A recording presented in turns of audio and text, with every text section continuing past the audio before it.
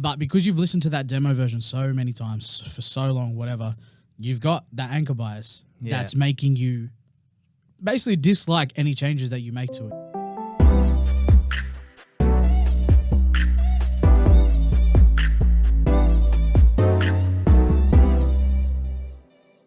All right, I've never heard someone brag about the clap so hard before. Yo, what up, everyone? Welcome back to Fresh and Zesty, the #1 music podcast in Australia. It's a fact. Facts. Where we give you the tricks and the shiz to get you famous. Now, if you're not subscribed, please do so, because otherwise that's just What the hell? Completely This rude. is your first day and you're breaking everything, Scott. What? I'm actually thinking we should get Stacey back in here. You drove. Okay, so just shout out to Scott just before we start, because actually, shout out to Scott because he came all the way from Brisbane. He's driven from Brisbane. And He's breaking shit. He's doing all the things. He's telling us how to clap. To be honest, he's probably like making more room in my studio because there's just not a lot of room in here at the moment. Yeah, that's true. But shout out to Scott. Thanks very much, man. And shout out to all you guys. He drove 12 hours to come down here. That's a bit much. Are you sure that was necessary? Yeah. I mean, look. Yeah, he's already regretting it. For anyone who's just shaking his head, being like, nah, fuck, it's definitely not necessary. All right, guys, if you haven't subscribed, just like we're getting videos with more views than we have subscribers. Doesn't make sense. Like, just please, just do it. You know you'll love it. You know it. But yeah, so today, what we're going through is basically understanding the politics of music. There are politics, and I think there's a thing with... There's a negative connotation with politics because we just think it's always bad. It's only bad to the people that aren't winning it, basically, and we want you guys to be winning it. Yeah, it's true. We're going to go into the psychology of how you can use certain cognitive biases, understand them in humans. So it's more than just your music. Yep. It's the business side so that you can benefit from it because, again, the only people that hate the game are the ones that are losing. You never hear the ones that are winning complaining about it. So we want you guys to be the ones that don't complain about it. That's deep, man. Yeah. That's real deep. So, yeah, I mean, we'll have to dive into it. So there's going to be often times where you guys are going to hear stuff about, I mean, we experience it in music, other businesses, where maybe you might not get chosen as an artist or a producer in a collaboration effort because someone else has said something to this person and therefore that has then swayed their opinion. Those things happen. Now you can choose how you react to it, you know? Very true. Before I dive into it, I want Jamie, you can shed your light on it. Like, how do you experience, you know, because you experience this stuff where, you know, sometimes you win. I hate the word win, but, you know, you're the preferred choice because of, again, preferences of politics. X, Y, and Z. And then sometimes you're not. Yeah, 100%. Yeah, I guess, you know, like there's always a bit of ego that goes into it. You know what I mean? Like, especially the times where you don't win. 100%. I mean? You get that little, your first question to you, so, well, for me, the first question to myself is, okay, why? Yep. You know what I mean? And the second question is, why? There's two why. For me, it's always two whys. It's like, okay, the first why will be like, yeah, cool. Why in a technical aspect? And then the second time will be, well, what other factors are going into it that I maybe possibly can't see? Yeah. That's swaying somebody's opinion. But yeah, you know, like it's the first hit is always to your ego because you're like, oh shit, maybe I'm not good enough. Maybe I can't. Maybe, you know, maybe it's not right. Maybe I'm not right for this job. And it's always hard, obviously, for us creatives, you know what I mean? Like, this is something that we're doing. It's, you know, it's come from inside of our minds, inside of our hearts. It's like, you know, we're putting all of ourselves into these songs. So for us to then get hit back, sometimes, you know, there's a bit of an ego hit. But I think the main thing that we have to take away from this is, like, you know, some of these reasons are not always in our control. So if it's things, you know, maybe, yeah, it was not the right sound for the track. Maybe the artist, in a producer way, maybe the artist had a different view of how the song should be, you know? And that's something that, you know, might not necessarily be in your control. Maybe there wasn't any reference given, maybe, that, you know, or it wasn't a clear reference of what they wanted. Yeah.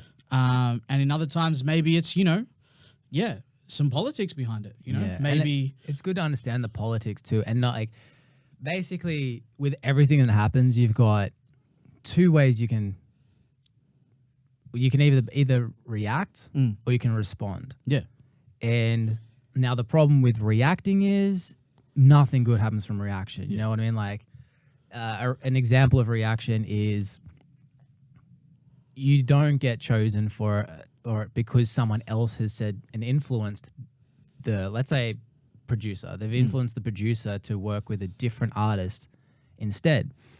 You can react and just say that's bullshit and stick your hands in the air and, you know, blame them or whatever. Or you can respond. And it doesn't have to be directly to them. You know, it can be also just within yourself. You respond by going, all right, why did they choose against me? Was it a personal thing or was it just business? yeah. Because that is a thing.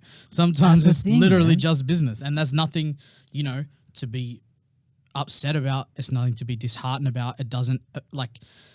To a certain point, it probably doesn't even affect your ability as a craftsman, you know, as a producer or as an artist.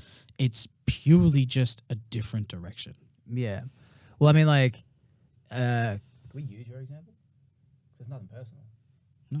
Cool. All right. So, well, it happened to you the other week, and that's why we're talking about it. And so we won't use any names. And again, like, this is not a good or a bad thing. It's just, it is. Yeah. And Chunky had been working with someone, and due to other influences with this artist, she had chosen someone else to do the mix. Yeah. Initially, your reaction was, it was hurt because, you know, like, again, it's someone choosing against your expertise. Yeah. Now, when we spoke, I just go, all right, cool, let's look at all the factors. She still really enjoyed what you did. She still paid you. So it wasn't a monetary thing. It was more just an emotional, construct 100%. between the two. But she handled it so well. Then we had to look at why was this certain label influencing her to work with a different producer. Again, they have an interest of eventually signing her, and they want to make sure that she uses people that they know and they recommend. Now you can look at that and be like, fuck them, but also that's what they believe is the best thing. Yeah. In a couple of months, in a couple of weeks, in a couple of years, you could be the one that they're now referring another artist against towards you. 100%.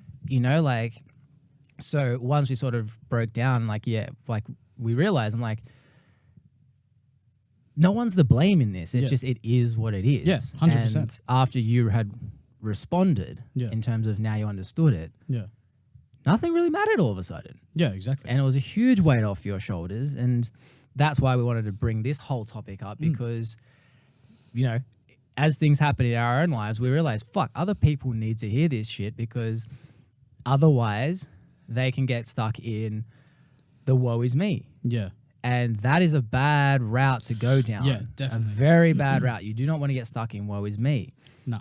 And we were saying, think of music as a war or a game. There's micro losses, micro wins, and there's major losses and major wins. Now, the ones that win are the ones that just keep pushing through it. The ones that don't win are the ones that just get stuck in reacting and then systematically blaming everyone else. Like, I wasn't successful because this person and that person, blah, blah, blah. Like, when it hits a certain point, you've got to, stop passing the blame. Yeah. Dude, there's artists like 6ix9ine. Look, I ain't no snitch, but bro, he still has come out of jail with he's like, I mean, look, I don't know enough about him. I think he's more of a troll. He's like the Donald Trump of rap. But he's still got a career. So have you gone to jail? If it's a no, then again, what is your excuse? What is our excuse? Shit happens. So, yeah. The other thing we were going to go into is, biases. Outside of music, actually even in music, Oh, definitely in music. With so there's actually, I'm just going to explain these ones to you. Yeah. So there's 25 cognitive biases. It's important that we understand what triggers our fans, the business, like every aspect of it, because humans are the same. We're all the same. We're all triggered by the same innate things, but we think we're unique. I hate to tell it, we're not. Yeah, 100%.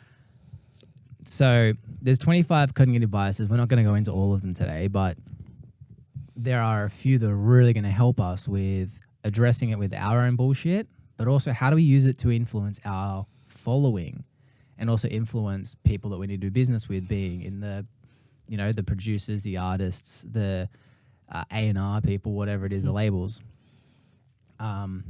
Yeah. So the first one is anchor bias. Have you heard of that one? No. So anchor bias is, you know, when you hear something where you've heard a piece of information, and then after a while, like you'll hear other pieces of information that counteract that. Yep. Now, because that initial bias that you've heard, whether it's something like, if you like doing these type of songs are what could bring fans, then someone else comes in and like this person's like writing these songs and they actually have fans coming in, but it's not this original thing you heard. You're still going to be attached to this thing because you've built up, I guess it's like nostalgia. You know, when you hear the first album from you know, Jay-Z, all these old music and these super hits, they're never as good as these new ones because of this emotional anchoring that we've built up. And You mean they're better than his new ones? Yeah, sorry. Yeah. They are. Yeah, that's it. Yeah.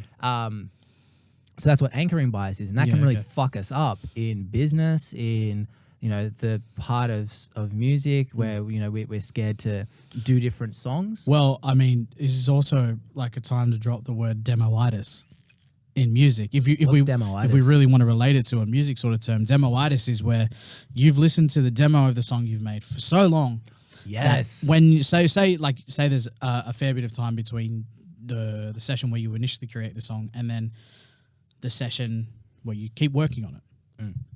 You get to the session where you keep working and you do a whole bunch of stuff, change a whole bunch of stuff.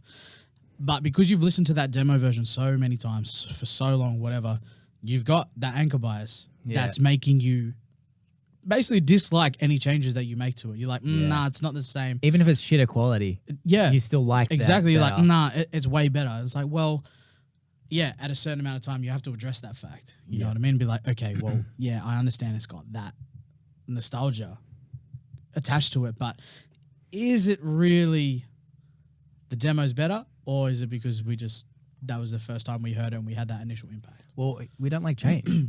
Change is a danger. I don't like change. But then that anchor bias also it links into a secondary bias, cognitive bias called confirmation bias. Okay, which is? This is like conspiracy theorists' best bias. So let's use this will work in music, but I'm going to do a macro one because everyone just goes, ugh, probably, and they agree. Yep. Anti-vaxxers. Now, I'm not pro or anti. Like, it is what it is, okay? This is a neutral statement. You could give an anti-vaxxer, like, diehard evidence that a vaccine actually can save them. Mm-hmm. They're going to then see that because of their confirmation bias, and that doesn't help. They will disregard that. And the reason being is because they use their confirmation bias, which is when you're trying to find evidence. So stuff like maybe, you know, why are vaccines bad? Yep. We don't look at the whole pie.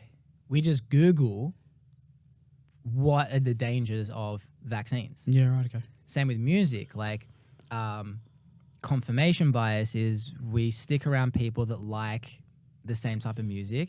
So they're constantly confirming, like, yeah, this is great, this is good. And that can get in our way because we're always trying to look for music that is similar rather than being open-minded and seeing the whole thing of, all right, well, this is actually fucking mad. What can we do? And that's why we keep friends around us. They go, bro, your song's mad. When your song might be shit because you're getting that confirmation bias. And then as soon as someone else is like, it's kind of crap. And I've been guilty of this. One guy was like, bro, and I hated him. 2 years later, I look back, I was like, he was right. He was the only one saying it to my face. Yeah. So to be aware of it and how to stop this confirmation bias is literally like realize that there is two sides of a pie, because there are parts that like everything has yin and yang, black and white. Like there's everything with that. Like even shit like a car crash, there's something that can come good out of it. It's just we need to find it, you know? Yeah. Touch wood. But so yeah, so there's that one. Confirmation bias, be aware of that. Don't surround yourselves around yes people. We hear that a lot. Don't just listen to the same music because you're confirming that that is a good genre. And I'm not saying it is or it isn't, whatever you listen to. It's always nice to keep your mind open though. 100%. It's how we evolve. It's how we change. It's why genres have become so intermingled. You know, for that exact reason. Experimentation. Yeah, exactly. You know, and we need that. You know, there's been you can pinpoint through time in music where different technology and everything has been either upgraded or introduced. Yeah, you know what I mean. And then to a certain point, probably I'd say between 10 years ago and now, there was no massive, huge changes in terms of the technology we use. Yeah. You know what I mean? There's been improvements, 100%, like crazy improvements. Yeah. But there's been no new thing. You know, it's not like synthesizers have just been created. Yeah. We've just improved on them. So it's like, okay, well, how do we create something new from everything we've been using for the past however many years? Yeah. Take this, take that. You know what I mean? I like that aspect. I like, you know, that sound. But maybe if we put this vocalist on it, change the game. That melody, you know, like it's like what was saying this the other day. It was like it's a Mr. Potato Head. Yeah, you know what I mean? It's Mr. Potato Head. It's like fuck. Like we just got like 3 different Mr. Potato Heads, and we're like, okay, I want those ears, but I want that nose, and he's not gonna have any eyes because fuck eyes. Yeah, you know what I mean. I think we should do. We should haters. 100% with that needs to become like a trademark thing. The Mr. Potato Head method. Man, it's bad. I think it's like the most perfect analogy that I can think of that anybody would be able to understand. Mr. Potato Head method. It's the same in business. I'm gonna like Google okay, URL, like that. URL. That is, you know, you look at somebody's business model when you're trying to make your business. What's the massive thing with like advertising at the moment is like using like going off somebody else's, what's it called? Like not demographic, but like the source of people. Which? Strategy. Well, yeah, well, pretty much. But like, yeah, going off like how you of people that like that page, and you like use them. Yeah. Yeah. But the target market, like targeting a demographic of a page that your business is similar to, but maybe tweaking it to exactly fit your own. But you're starting somewhere, you know? Good news. MrPotatoHeadMethod.com is available. That's mad. All right. Should I buy you? I'm still right here. Yeah, why not? Yeah. Okay. This is going to be a great purchase on my behalf. There's some business work. This is some business work, guys. You're going to see this firsthand. We're buying MrPotatoHead.com. I don't know if this is a cognitive bias, but impulsive buys, probably don't do them. Unless it's MrPotatoHead.com. Which you can't because it's now ours. Yeah. Cool. Well, hey, I made a savings. Look at this. I am making savings of $55. What? So really, I'm actually coming up ahead with this purchase. Look, I feel like to a certain point, if your saving is more than the amount that you're still going to be buying for, it's just why was there a saving? Yeah. Like there shouldn't have been a saving to begin with. So, all right, let's pay securely. I just want to bring it back here in case my credit card details are... Yeah, maybe let's not. Yeah, I just don't want them on the screen. Yeah, you know? That's fair. I'll post them later in the chat. Link in the description. Do I want DNS upgrade? Probably not. Privacy protection? Probably not. No. Let's just... Why would we want that? No, that's ridiculous. It's literally just going to be a Mr. Potato Head. We probably can't use Mr. Potato Head though because that'd be like copyright. Yeah, trademarked as shit. But could you imagine? We can say the Mr. Potato Head method. Can you imagine the whole website is just like a Mr. Potato Head and you get to choose what pieces go into it. It's like, oh, you don't have a Mr. Potato Head? That sucks. Go to MrPotatoHeadMethod.com. 100%. All right, so should I pay by MasterCard? Yeah, let's do that. can't believe you're actually doing this right now. Yeah. Okay. All right. Well, sorry. I got my credit card saved on there. So we're just going to blur that out. Let's just timestamp that at 20 minutes and 24 seconds. Probably not going to be that because the cameras went different, but that's fine. Yeah, well, that's fucked. All right. It's paying securely. Come on. Don't give us this. This is such a suspenseful moment. Jeez. There we go. Yep. Congratulations, Blake. All right. So Fresh and Zesty now owns MrPotatoHead.com, Method.com. You heard it here first, guys. We do it because we can. We do it because we can. So, anyways. That's bullshit excuse ever. Why'd you do that? Because we can. Because we can. This is the beauty of it. I'm sorry. Actually, so side note, it's funny because again, it's conspiracy theory people. I had one girl once just like, you know how like they just berate you. Like they say, basically they use the technique of if I yell it with enough conviction, you'll believe me. Yeah. One of them was that she goes, the CIA assassinated the man who created the internet because they were trying to gain control.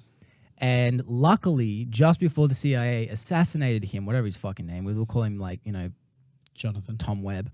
Tom Webb. He put through a worldwide patent for free to use just before he was assassinated. I was like, and she said it with such conviction. I was like, fuck, really? That you believed it. For about 3 seconds. Yeah. Because then I realized, hold on. I've been doing business for a while now. There is no such thing as a global patent. Okay. There just isn't. Second, the internet's not free. I just had to pay for a URL, which is technically owned by crazy domains. If they wanted, they could be like, fuck you. And then, I pay my TPG. Yeah. So I'm like, I felt ripped off because I believed her for a minute. And I really wanted to believe that the CIA killed a guy called Tom Webb. Anyway, I digress. What were we talking about? Oh, yeah. Cognitive biases. Cognitive biases. Yeah, sorry. Woo! So I think this is like, people might know this one because. Which one? This next cognitive bias. Oh, yeah. So these next 4 will actually help with your music and your branding so much. So the first one, we might have seen it in How I Met Your Mother. It's called the cheerleader effect. Hilarious. Episode. Yeah, so think about stuff like, One Direction. Those guys individually kind of plain looking. As a group, fucking gorgeous men. Gorgeous men.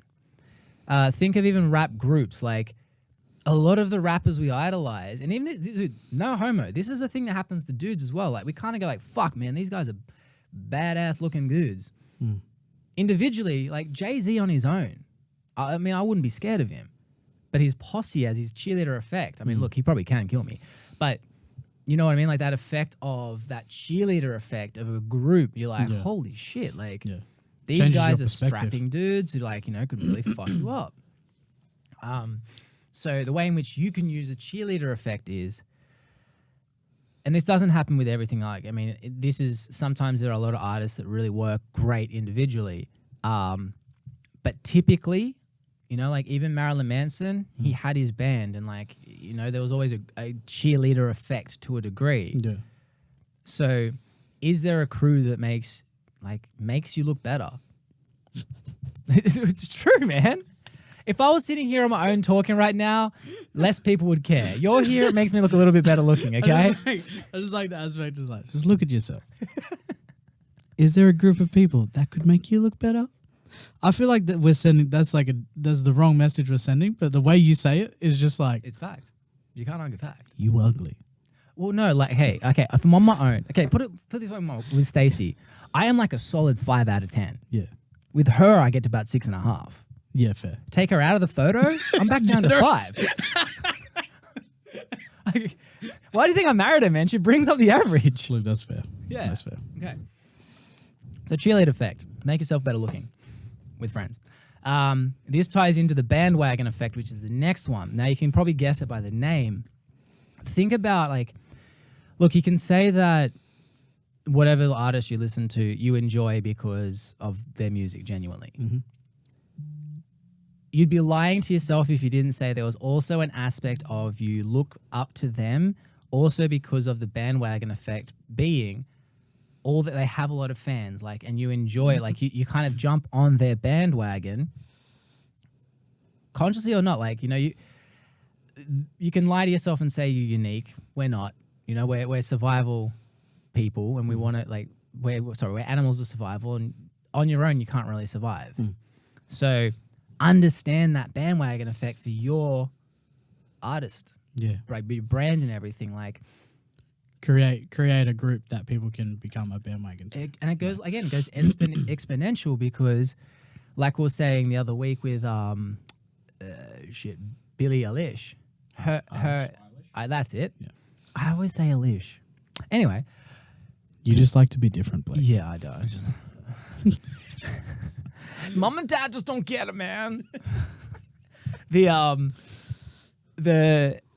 happens exponentially, because, you know, you got to find a group who are less inclined to be on a bandwagon at first. Like, they're the ones like, I'm unique. I'm exactly this. I'm different to everyone except for all my friends that I hang out with.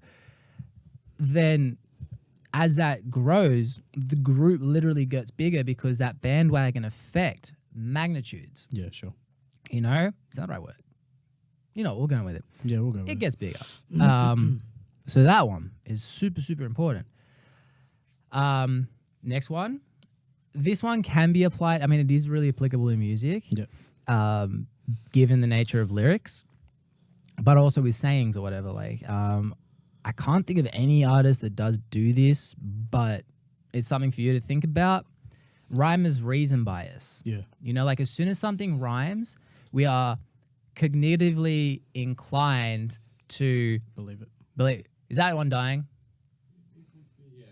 Oh yeah, that one's shit. That was a shit camera. That's okay. While he's struggling, look, it's his first day. He's doing all right. He's killing it, man. Oh, bro, look at that camera though. He brought the biggest camera Mm-hmm. I've ever seen. No. Sorry, man. Oh shit! Look at that zoom in. I know for a fact that's just your nose right now. What's up? It's like nothing. It's just me blurred. He's like, oh yeah, you want to talk shit about my camera? Yeah. It's a nice pixelated face you got there. Dick. So anyway, so rhyme is reason. We have this thing in our heads where as soon as we hear a rhyme, our brain clocks it as making more logical sense. 100%. And that's why lyrics are so like, as soon as you hear a good lyric, it sticks in your head because, again, that's a bias we have. So I always fuck this one. Like, birds of the same feather flock together. Birds of a feather flock together. Yeah, birds of a feather flock together. It's pleasing to the ears. That's the thing. So because it's pleasing to the ear, your brain attaches to it better, and then all of a sudden goes, yeah, you're right. You know, like, yes, that is true. Like, the saying itself is true. But one example is O.J. Simpson. His lawyer literally made backstory of this one. This is one of the major reasons why he got acquitted, was because one of the opposition, or the dude trying to put him in prison, try to get OJ to wear a glove that was found at the scene with blood on it. Didn't fit the glove. So OJ's lawyer came up with, if the glove doesn't fit, you must acquit. See how already you're like, yeah, like just that little bit, even though you might think like, you know, look, whether or not he did it, let's not go into that. But yeah. But that's an example of how it worked, and it clicked, and it got an outcome. So where an artist can use it, and I don't know. Just start talking in rhymes every day. Literally. Just If you want to influence someone, just, you know, drop a in the beat. colder weather, wear a sweater. Oh, that actually, yes. Fuck yes. Fuck yes. In colder weather, wear a sweater. Guys, I'll be here. Oh all my week. gosh. It's fun. I got a little tingle in my penis. No, I just saw Jamie. It was when I touched him. But yeah. Do you know how many times I'm going to say that now? The magic touch. Oh, when there's cold weather, wear a sweater. Oh, shit. What's this last one? Yeah, so the last one's... are you getting messages? Yeah, man. Fuck, you're popular. No. So the last one is... this. I was going to say put it on vibrate, but it's on vibrate. It's on vibrate. Yeah, bro, what's good? Popular motherfucker. Wish I did. The anyway, so we've got the last one, which is so so relevant in music and culture and anything to do with what you're after. The status quo bias. This is kind of tied in a bit to the bandwagon, the confirmation bias. Like, it's kind of tied into all of them. Mm-hmm. The status quo is more like, you know, you follow what is the status quo. If we get a little bit concerned about going outside. Can you explain the status quo? So status quo is just like what's accepted, what's appreciated in a way. Like, so with hip hop, the status quo is the era of the mighties like Jay-Z, Biggie, Tupac. Okay. Like, that's the status quo, because we're like, no, that's what rap is about. It's about coming from hard times. It's about coming from, repressed environments. It is on the streets. Like, that is the status quo and the ideology of rap. Now you've got female rappers coming up. This isn't against female rappers, but this is, again, female rappers are against the status quo, because it's like, what the fuck do they know about it? I mean, yes, you got the one-offs like... well, I mean, they were in the same environment. Exactly. So. But they're not women aren't as physically violent as guys. And that's what comes into typically. Okay. But that's what comes into, and like, you can say like, no, it's not what rap's about. Like, there is that element of war behind rap. Yeah. And I love it for that. Like, there's nothing against it. Some rap, yeah. And like that, but that is the status quo bias of that that culture. Same as like the way, like, you got the status quo on how you write songs, what you use, the way in which it rhymes, like, mumble rap. Anyone who grew up in the Jay-Z era and all that, they fucking hate mumble rap. Yeah. So like, what the fuck? But you could then say for some people, mumble rap is a status quo for the hip hop that they listen to. That's the thing. So there's a status quo within status quos. You're a status quo. But so that's the thing. So it's about being aware of ourselves being stuck in that. And that's what I mean. Like, they're tied in with confirmation bias and all that. One example, which we use all the time in this podcast, is Lil Nas X. He broke out of the status quo of the type of music, mixing fucking, hip hop and country. He broke the status quo of how to market a song, TikTok. And he's openly gay, isn't he? Yeah, I believe so. Yeah, like that's a lot of status quos that he's broken through in a hip hop genre. So by him, if he's stuck in the status quo of, nah, man, I need to hustle on the streets, I need to, find a label, I need to do this, and like this, I don't market on TikTok, I market from fucking standing in front of cars and shit. That is, he never would have been the success he is. So where we can think about it is like, branch out of the status quo, and that is so many areas. It's not just your music, but how you market music, how you come across as yourself, like your branding, everything. 6ix9ine with like, he looks like a freaking squid with colorful hair. Like, it's very true. That's not a status quo of what. Squid-like. Yeah. So break out of it. Cool. So that's the psychology behind it, and then we kind of touched on with the politics and like, now that you know these biases, you can respond instead of reacting to shit that doesn't go your way. Yeah, I think that's a super important point. Yeah. Because there's always this sort of lingering thing in the back of your head that's like, oh no, like, but like, why not me? You know what I mean? There's this little thing where you just get that little bit egotistical, and sometimes it's at the detriment of your own brand, your own business, and things like that. It only takes for you to react poorly to lose a connection. It only takes for you to react poorly to lose a job. Like there's certain things where sometimes, yeah, sure, you do have to react rather than respond. But for most of the time, literally 90% of the time, take that extra 5 minutes, 10 minutes, maybe a day, think about it. Really think about it. Like, make sure you have everything that and every aspect covered before you make an initial statement. Because there's, like... and have someone next to you who's a devil's avocado. Yeah. Like... Love avocados. Love them. But, again, where a lot of people get really fucked up is by their crew. Because, you know, if your crew is stuck in this thing where they're kind of yes men, or they have somebody tell you that you're being a piece of shit constructively, of course. Yeah, well, yeah. Also, you know, I mean, depending on how you work. Yeah. You know, like, because I could have easily just said to you with the shit that went down, be like, yeah, that's fucked. Like, fuck them, blah, blah. Then I'm just fueling your fire. And who knows? That could then breed into a thing where it's like, you say something fucking stupid to them, which you wouldn't. But I mean, like, everyone is always changing. But I could have fueled that fire of the ego hit. Oh, 100%. And then all of a sudden now you've gone fuck her or fuck them or whatever. And now it's a problem that didn't have to exist. Yeah, exactly. Whereas I think instead by me just going, well, you got to realize like everyone's doing the right thing. Yeah. And again, this is a game. Yeah, exactly. And luckily you didn't lose out. Like she didn't go, fuck it, I'm not paying you. Like she still was generous with it. I mean, you know, it was a win. Yeah. You know, the project's still going. We're still working on it. Like it's all good. It's just job roles have changed. Yeah. And you might not, like, who knows, like, again, because of how you handled it, that way, that in itself can, she's now comfortable with you. She's more likely to be like, you know what, I want to work with Chunky again on the next project. Maybe, like, let's bleep that out.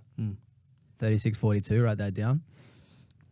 Maybe the label is like, you know what? Chunky handled that really fucking well. But, you know, regardless of whether it does or doesn't, you know what I mean? Like, it's more just, you know, like, I feel better for reacting the way I did. 100%. Responding the way I did. Because for me personally, I was like, after I spoke to you, I was able to be, you know, like, yeah, fuck, you just been an absolute twat. Like, stop being a dick. Like, there's no need to feel like that. Yeah. Because it just is what it is. And I started to go back through my head and all the other times that, like,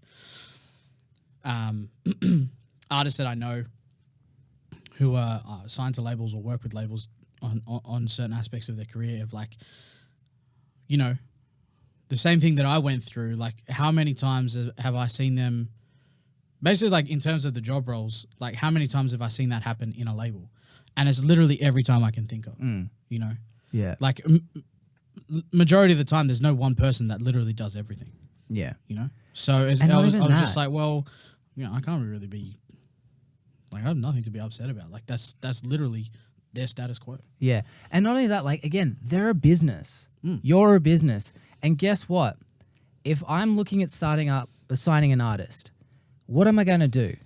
I am going to make sure my artist uses one of my producers, because that then also, that promotes my producer, promotes my artist, for me. And also, I'm now paying my producer, so it's actually saving me money because, again, they're on my watch, so I'm saving money. Yeah. Well, they're on my advance. I have to recoup the money that I already paid them. 100%. And that's the thing is, like, if we can put ourselves in their shoes, if I was in their shoes, I'd probably do the same fucking thing. 100%. And if you... So would I. And that's the thing. Once you can understand, like, all right, I would do the same in that situation. Yeah. You have zero right to get on your high horse. Yeah, 100%. Absolutely zero. Mine's not high enough because I'm real short. I got a stepladder for you. Thank you. Yeah. But that's the thing. I think... I totally agree. We need to see it from their point of view, because as soon as you go, you know what, fuck, I would actually do the same thing. Yeah.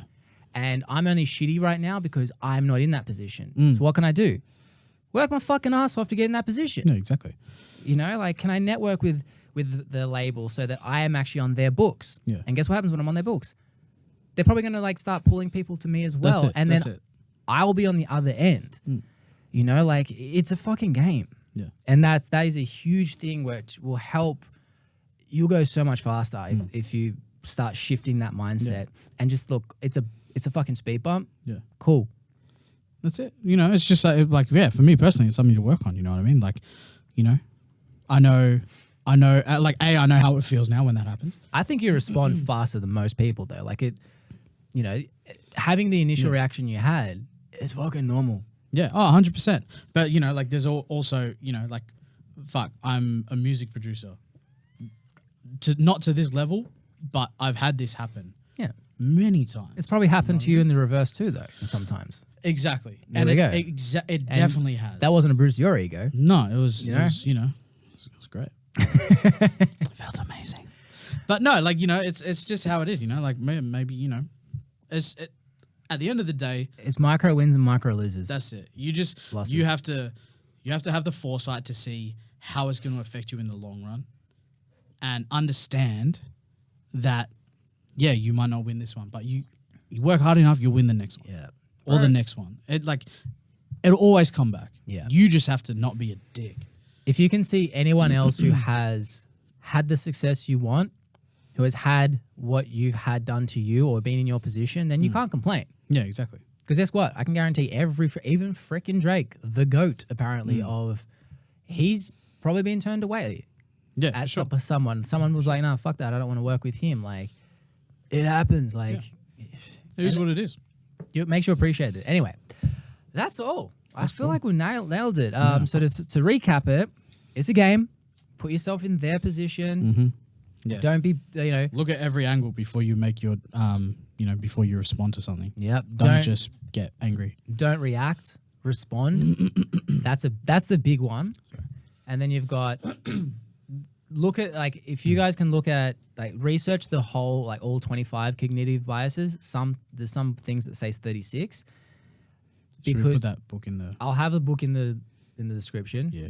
I need to have like an Amazon affiliate link or something. I think you should, bro. 'Cause, like, we're dropping knowledge bombs. fucking knowledge bombs. Bombs. And this book, like the book that we've got in the link, is so simple reading. Like in Doesn't terms, even look that big either. not even that. Like it's written so layman, whereas to the point where you can just go, you know what, I'm going to read one fucking thing today, and you'll read it. You're reading a whole bias in probably in 90 seconds. Yeah, But again, you're planting that shit in your head, so you're like, all right, cool. Am I doing this bias?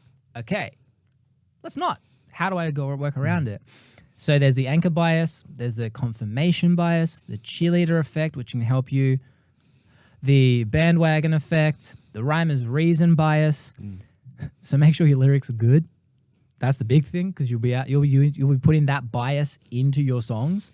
Or just know when you're being duped Yeah. by rhymes. And the status quo bias, break out of that shit, like try stuff. And again, all right, my fans thought that shit was whack. Maybe don't do it again, or do it again. Like that's actually MGK.